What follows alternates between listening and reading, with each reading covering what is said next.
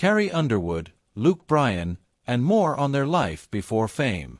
Carrie Underwood, Bryan, Lionel Richie, and Ryan Seacrest may be among the most famous people in the world now, but before the American Idol judges became household names, they still had to earn a living. And not all of those jobs had anything to do with the talent that would later launch them into superstardom. As Labor Day approaches, Entertainment Now takes a look at the first jobs of these American Idol legends. Carrie Underwood's gas station and hotel days. Carrie Underwood may now be a global superstar, but she remembers the grind of her teenage jobs vividly.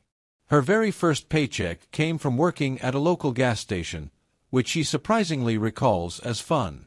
But even then, Carrie was ambitious and decided if one job was good, two were better.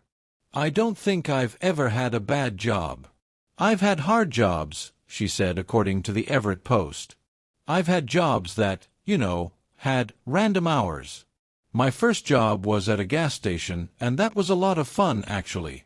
And while I was working at the gas station, I took on another job at a hotel down the street. That job that threw her into the deep end almost immediately. I had one day of training, and then the next day I came in and the lady who trained me didn't show," Carrie revealed. "So on my second day, I was suddenly the senior member." It may have been overwhelming, but Carrie powered through, an early glimpse of the determination that would carry her to an Idol win and a career filled with Grammys, platinum albums, and now her role as judge and busy mom of two. Bryan's produce, Kmart and farm life. Bryan's journey to country music stardom started with jobs that were anything but glamorous. According to Wide Open Country, at just 12 years old, Luke was stocking produce at Rubo's IGA supermarket in Leesburg, Georgia, peeling brown lettuce and cleaning up the aisles. Later, he spent time as a cashier at Kmart, a gig he mostly remembers for the blue light specials. But the hardest job of all was working for his father on the family farm. "I was driving tractors through cotton all day and spraying pesticides that eventually would turn your hair green," he revealed.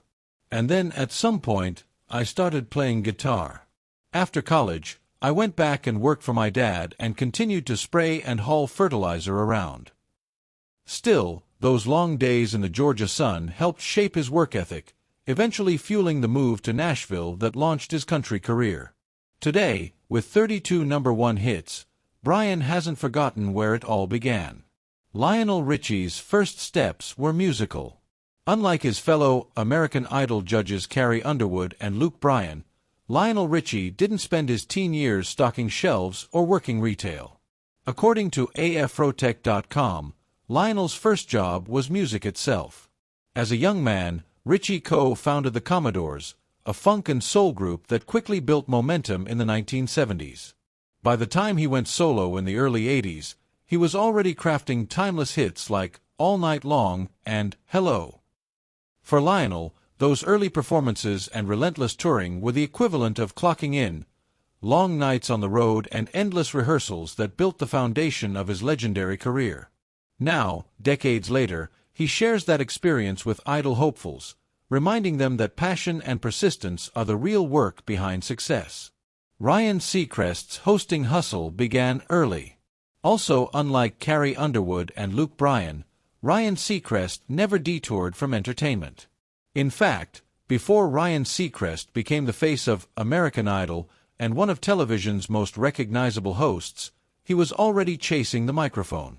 According to the New York Post, Ryan's first big TV job came in 1993 when he hosted ESPN's Radical Outdoor Challenge, a kids' adventure competition filmed at a Georgia summer camp. Just a year later, he landed another gig with Gladiators 2000, a spin-off of American Gladiators, proving his talent for keeping audiences entertained. But Seacrest's true passion was radio.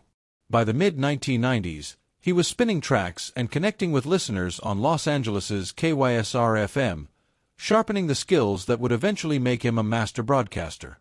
Those early radio shifts weren't glamorous, but they gave him the confidence and comfort in front of a mic that would become his signature style. In 2002, when American Idol debuted, Seacrest stepped into the role that would define his career. Though originally considered for a judge's chair, He convinced producers to let him audition as host, a decision that paid off big time.